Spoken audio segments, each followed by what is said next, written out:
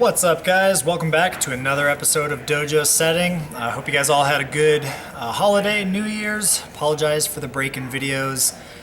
It's the holidays. I just got busy with family stuff. So we're back. We have the Sloper series coming up.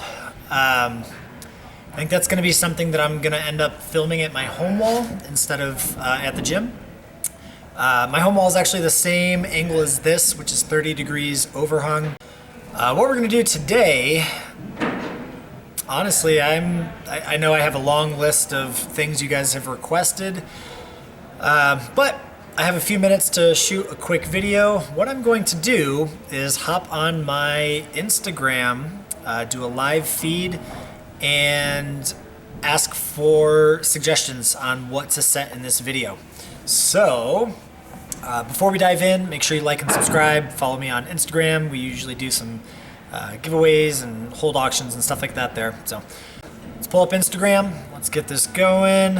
What I am doing here right now, I'm actually filming a dojo video. And what I'm going to do is I would like suggestions on what to set on this 30-degree wall. I see dinos and more dinos. A super tensiony drive-by. All right, so with all the suggestions I got, a lot of dinos, a tensiony drive-by is one of the ideas I was given. I like that. Yeah, kind of have something in mind. So let's get into it. Let's talk about it. So it's going to be kind of confusing. I'm still kind of working through this idea in my head. But what I do know is there's going to be a lot of body tension, and it's going to be a pretty big cross. So the first start hold is going to go on as an undercling. Now this hold can't be matchable. So, surprise, I'm going to exaggerate the idea with a pocket. Now the other start hold isn't necessarily as important because most of the weight is going to be on the left start hold. I have one of these swell in cuts, might even consider it a jug, from Sugar House.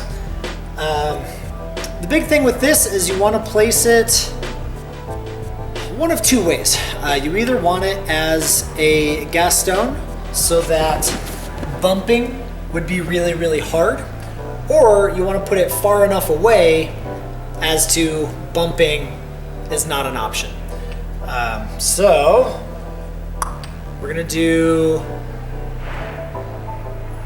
for now we're gonna try to put it far out.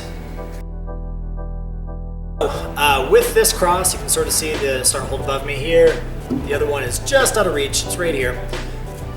What I'm going to do is place a pretty big foot, very directional. It's going to be facing the opposite direction of where I want to go. Now, we have two versions of this. So there's this side that's pretty smooth, or there's this side that has a little jib onto it to make it a little bit more in cut. So I'm going to try with the slopey side first. If it doesn't work, you can always flip it around. It makes it a little bit easier. This foot is almost going to be directly underneath the left start hold. So we're gonna do, the left start holds in this line of T-nuts. I'm gonna go over one. Let's try right here for now. Once you make that big cross, I'm gonna use a big jug here as a toe hook catch. So the hold that we're gonna drive by to is gonna be another one of the swells from Sugar House. This one is pretty in cut. You can get a pretty good bite onto it. So. The reason why usually I would want to prevent the bump, something not matchable, but I have an idea. We'll see if it plays out. But this hold, because we're trying to force body tension, when you cross to it, you're not going to cross into it as a side pull. You're going to cross into it as a gas stone. That way you have to maintain the body positioning and not just barn door out. We're just going to make one extra move. Doesn't really matter, but let's try it. Let's try it. If it works, great, we'll move on to the other idea. If it doesn't work, we'll tweak it, we'll make it work, then we'll move on to the other idea.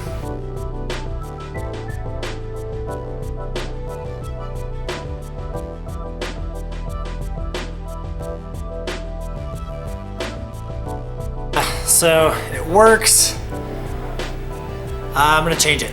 What I want is a little bit bigger of a cross. It's actually not that big. So I'm gonna move this hold a little bit further. Obviously that hold's gonna move further as well. So let's try that and then we will go from there.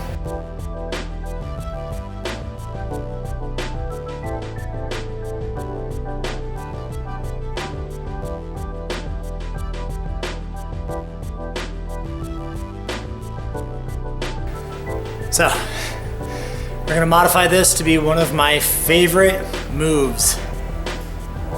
Doesn't necessarily work all the time. It's really hard to read as a climber.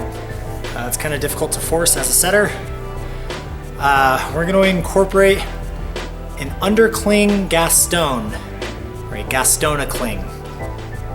So let's do that. All right, so for the Gastona cling, we're gonna keep the same start as the previous thing, but instead of an end cut, we're actually going to use something that's really deep here to start. You can make this smaller to make it harder. You can make it bigger to make it easier. You just kind of got to cater it to your needs.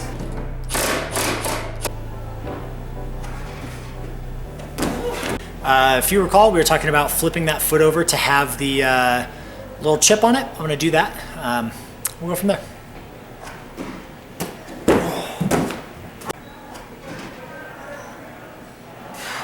I know this is kind of a weird video. It's not kind of what we do normally, but appreciate you guys sticking around and watching.